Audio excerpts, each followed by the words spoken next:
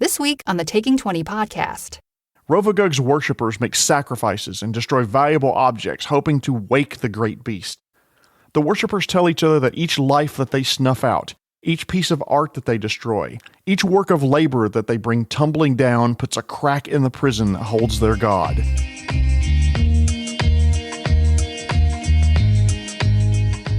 Thank you so much for tuning into episode 150 of the Taking 20 podcast. This week, continuing the lore series all about Rovagug. Before my rambling starts, I want to thank this week's sponsor, dentists. Did you know that dentists need to use a special tool to take care of red dragon teeth? They have to use a fire drill. If you're looking for gift ideas for the RPG lover in your life, head over to 3D Crafts and Curios on Etsy to buy a beautiful dice tower, dice jail, DM screen, or other RPG accessory. Brenton Galbraith again has sponsored this beautiful fairy dice tower as a giveaway, but to enter, you have to send me a screenshot of your liking and following 3D Crafts and Curios on Facebook or Insta, and that's all you have to do to be entered to win. You can message those to me on the social media site or send it to contest@taking20podcast.com. Deadline is Friday, the 19th, so send those screenshots in. Thank you again, Brenton, for supplying the dice tower for the giveaway. You've been a great sponsor this year and a good friend, and I greatly appreciate your support of the podcast. 150 episodes. I never in 100 years thought I'd still be making content this far in. 6 months before the pandemic started, so going all the way back then, a Let's Play that we were trying to set up fell through, and I got the podcasting itch. So finally, I decided I'd start making a few episodes, throw some advice out there. Maybe I'd make 20 episodes and see how it went. The feedback I received was overwhelmingly positive, and I want to thank every single one of you that are listening now, and especially the very few of you that were listening then. I think my first month I had somewhere like 80 or 90 downloads of my 5 episodes I released. Now, most of my months have more than 1,200 downloads, and I have regular listeners in 26 countries with smaller listener counts in another maybe 15 to 20. So thank you, all of you, for listening to this podcast. I sincerely hope it continues to be funny, informative, and chock full of groan-worthy puns for the foreseeable future. I did a lot of brainstorming about what I wanted to do for episode 150. I mean, it's a minor milestone. I tossed around some ideas like viewer mailbag, but eventually decided, you know what? I wanted to do a topic that I can relate to. One that I think describes me to a T. An unholy beast capable of destroying the multiverse. I wanted to cover a topic that I could really sink my teeth into, like a whirling maw of anger and hate, locked at the center of a planet until one day, it won't be. Of course, I'm talking about the Pathfinder legend of Rovagug, the Destroyer, the Unmaker, the enemy of the gods, and one of my favorite parts of Pathfinder mythology. To tell the story of this monster, we need to go all the way back to the beginning of reality as we know it. The goddess Pharasma, who we discussed at length in the Afterlife episode 146, was the first being in creation. She stood atop the seal that caused a new reality to be created. When she stepped off the seal, she created gods and universes and planes of existence with every step. However, during those early steps, she was frightened that there was something beyond her vision and beyond the reality she was creating. That fear manifested as Rovagug, or, according to some legends, Rovagug was drawn by that fear and came to the reality that way. No one really knows for sure. Rovagug is a deity unto itself, and the first of a species called the Qlipoths, Qlippoth. They're Lovecraftian creatures of tentacles and fangs. That's basically all they are. Examples from Pathfinder include the Shogti, the Nyagoth, and the smaller Bebliths. In its earliest days, Rovagug was charged with burrowing through the newly created abyss. When it reached the deepest layers, though, the demons had begun breeding in enormous numbers. While the demons are individually weak, they were numerous enough to put the great beast on the run. Eventually, it crossed the planar boundaries and began eating worlds on the material plane. These early worlds were said not to even have names yet. Rovagug wasn't satisfied, so the other gods rallied to drive it back to the abyss. They did so, but it escaped again back to the material plane, and a lot of worlds had started forming history and names and identities, and the creatures were intelligent enough to feel the suffering of being consumed. Rovagug loved the taste of all of that and wanted more. He destroyed, quote, untold numbers of worlds where history will likely never be known or told. Eventually, he became aware of the plane of Axis and the eternal city where Pharasma sits in judgment. He showed up there and the destruction was catastrophic. Parts of the city are still recovering thousands of years later. As Rovagug left Axis and turned his attention towards three worlds, Earth, Androffa, and Golarion, the goddess Sarenrae gathered an unlikely collection of gods. The lawful neutral Abadar, Apsu, the god of metallic dragons, Asmodeus, lords of the archdevils, Callistria, goddess of lust, revenge, and trickery, Dahak, the god of chromatic dragons, Desna, goddess of dreams and luck, Dubral, who had eventually become twisted into the god of pain called Zon Kuthon, Erastil the hunter, Gosre of nature and the sea, Pharasma, and Torag, the most powerful of dwarven gods, along with a number of other gods from more remote parts of the world. The battle was fierce, and some gods died in the battle. The gods were not powerful enough to destroy Rovagug, so they resorted to the best that they could do, trap it. Callistria, goddess of lust, remember, lured Rovagug to Golarion and distracted him. Given what she looks like and what Rovagug looks like, the implications are unpleasant to consider. While the beast was distracted, however they did it, other gods prepared the Dead Vault, and Sarenrae cast him aside and sealed the door with a key that only Asmodeus can turn. Sarenrae warned her followers to avoid the area on Golarion above where Rovagug was cast down. But mortals are gonna mortal, and they really didn't fully understand what the goddess was saying to them, and they built the city of Gormuz over the spot where Rovagug was cast down.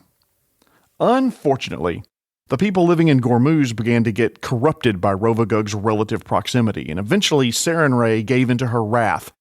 The citizens had been corrupted and started cursing Sarenrae, and Sarenrae smote the entire town of Gormuz. But as a perfect example of unintended consequences, when she did that, she pierced the Dead Vault, creating the Pit of Gormuz, and the pit filled with all kinds of monsters trying to get closer to Rovagug. The opening in Rovagug's vault was too small for it to escape, but it could start creating monsters that could leave the vault, and soon after, Ulunat, the first spawn of Rovagug, emerged. He wouldn't be the last, though. Over the next 5,000 years, others would emerge, including the fearsome and nearly impossible to kill Tarask. Now's when I'm going to pause and say some of you pronounce it Tarasque. Don't hate me. Remember, I got introduced to this shit before there was an internet, and there wasn't a definitive pronunciation guide from the DM player Hivemind. It's still Tarask in my mind because the first DM to introduce it to me pronounced it that way. Now you may be asking, why lock Rovagug away? Well, aside from the whole eating countless worlds and reveling in destruction for destruction's sake, there's a prophecy that says Rovagug will be released during the end times.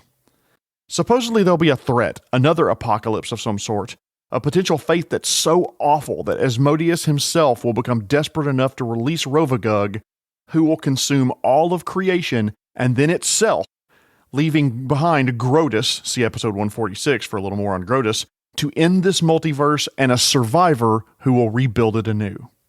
Who is that survivor? Conventional wisdom said it'll be Pharasma again to create the multiverse anew, but wouldn't it be really neat if it wasn't? Anyway, so where is Rovagug, the Tide of Fangs, now? It's in the Dead Vault in the center of the planet Golarion. It has enough power to grant spells and powers to clerics that worship it, and yes, there are those who worship the Great Destroyer. Needless to say, it's chaotic evil, and most of its worshippers are as well. While there's no official holy book of Rovagug, an insane prophet named Chalmus Cole is writing down myths and legends while an inmate of Haven Guard Asylum, and he calls his writings the Cycle of the Beast. Rovagug's practitioners mostly worship in secret, since most of polite society frowns upon those who want to destroy everything. Every time an earthquake happens or a volcano spews forth heat and destruction, Rovagug's worshippers make sacrifices and destroy valuable objects, hoping to wake the great beast. The worshippers tell each other that each life that they snuff out, each piece of art that they destroy, each work of labor that they bring tumbling down puts a crack in the prison that holds their god. Each of their little efforts of destruction adds up and one day will free him, setting him loose to bring about the end of things. Rovagug lies sleeping and suffering in its prison, its flesh being eaten by enormous creatures known as rackworms. These creatures are 80 feet long and weigh about 15 tons. They consume Rovagug's flesh and are occasionally shaken off by the beast, causing earthquakes and even sometimes expelling these rackworms to other planes of existence. When they arrive, it is a major destructive event as these worms will continuously eat, not because they need nourishment, but because they have an inherent cruelty and desire to destroy, regardless of what they're destroying. Occasionally, Rovagug spawns a horrible creature like the Tarrasque to rampage the planet of Galarian. These monsters could be an episode unto themselves, as they are feared children of the god of destruction and nearly indestructible themselves. These great spawn, when they arrive, cause untold destruction across continents, and now they are various places in the universe. They could be located in the Darklands, like Chimneset, sealed away somewhere on Galarian, like the Tarrasque, and some have escaped and we don't know where they are, like Ulunat, Volnagor, and Zoltani. But mostly, Rovagug waits for the vault to weaken enough for it to escape, or for Asmodeus to become desperate enough to open the vault, so we can bring about the end of all creation. So why did I take a few minutes to cover Rovagug today? Because the fact that I'm interested in legends and implications of a locked-away beast that eats everything in the multiverse, including the gods, highlights the importance of having legends of unbelievably powerful, evil, and destructive creatures that exist somewhere in your world. Creatures with inscrutable motives that can be a threat not just to this village, or this nation, or this continent, maybe the entire world, or the entire universe even. High-level campaigns need threats of that magnitude, and if you want to run a high and epic-level campaign, you really need appropriate big bads. Plus, sometimes you just need a group to serve as antagonists to the PCs. Many of the gaming systems we love are starting to do away with the concept of humanoids being irredeemably evil just because of the accident of their ancestry. But you still need evil for the party to vanquish and be the big damn heroes. One of the easiest ways to build antagonists would be a sect of worshippers of a destructive god. The sect is murdering, destroying, and creating chaos solely for their existence, and not with any redeemable reason behind it. Organizations with evil motivations make convenient sources of baddies behind the campaign.